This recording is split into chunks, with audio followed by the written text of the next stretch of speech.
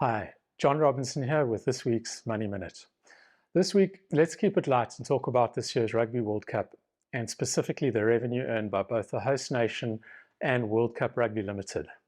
If you cast your mind back to 2017, South Africa was a shoo-in to be the current host of the World Cup, only for things to turn against us at the 11th hour. This is what it could have meant for South Africa in terms of money into our coffers. Although one might argue we dodged a bullet because of our current electricity woes. But let's dive into the numbers.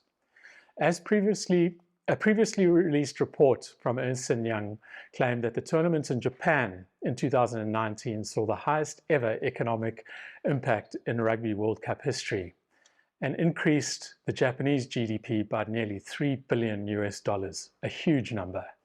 The mega event is attracting even more tourists to France, meaning hotels, airlines, museums, and more benefiting massively.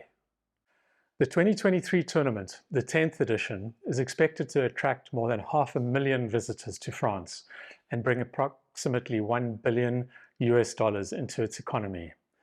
Meanwhile, the organization Rugby World Cup Limited is expected to rake in a hefty revenue in the vicinity of $500 million. The majority of the revenue comes from broadcasting rights, followed closely by sponsorships, and then income from ticketing and merchandise. In broadcasting terms, hundreds of millions of people watch the World Cup.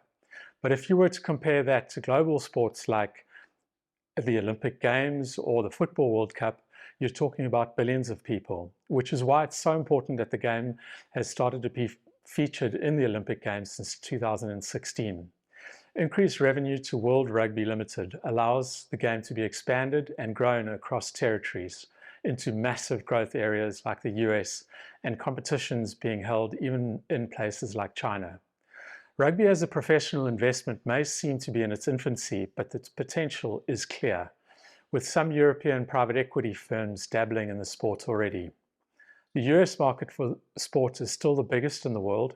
1/3 of global economic activity in sports has its origin in America. And with the 2027 World Cup due to be held in the US, and the fact that the US is now beginning to take a keen interest in rugby and see a potential commercial return, I think this is significant. That's it for now. Thanks again for watching.